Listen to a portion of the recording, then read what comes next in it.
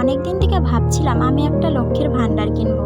আমাদের ভিতর সুন্দর মাটিগুলোকে দেখে ভাবলাম কেনা ছেড়ে আজ একটা ভাণ্ডার বানিয়ে নিই। তারপর ভিত থেকে মাটি তুলে ভাণ্ডার করানোর জন্য জমা করে নিলাম।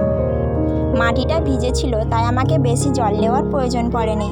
এখানে এই মাটিটা দিয়ে আমি ভাণ্ডারটা বানিয়ে নেব, আর এই মাটিটা দিয়ে ভাণ্ডারের বোট। এখানে আমি ভালো করে মাটিটাকে মিশিয়ে নিলাম। এইবার আমি ভাণ্ডারটা বানাতে শুরু করে দিয়েছি। আপনারা দেখতেই পাচ্ছেন আমি ভাণ্ডারটা একটু একটু করে রেডি করে নিচ্ছি। এইবার আমার ভাণ্ডারটা প্রায় রেডি হয়েই এসেছে। প্রথম খাপটা রেডি করে এইবার আমি এটাকে ভালো করে পানি দিয়ে পরিষ্কার করে নিচ্ছি। এবার এটাকে আমি সাইডে রেখে দিলাম। এবার আরও একটু মাটি নিয়ে এবার আমি এর উপরের ঢাকনাটাকে রেডি করব। এবার আমি ঢাকনাটাকে রেডি করতে শুরু করে দিয়েছি। তারপরে এটা ভালো মতো তৈরি হয়ে গেলে এইটাকে সমান করে নিয়ে ভাণ্ডারের উপরের ঢাকনাটা নিচের ঢাকনা দিয়ে ঢাকা দিয়ে দেব।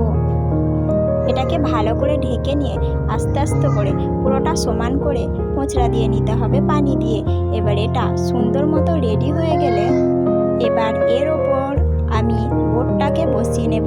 ভালো করে বোটটা বসাতে হবে, সুন্দরভাবে এটাকে সেট করে নিয়ে এবার আমি এটাকে পয়সা ফেলার জন্য ভালো করে ফুটো করে নেব।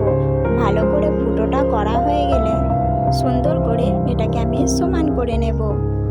এরপর এটা সুন্দর মতো সেট হয়ে গেলে এখানে এটাকে ঝুলিয়ে রাখার জন্য সুন্দর করে আরও একটা ফুটো করে নেব।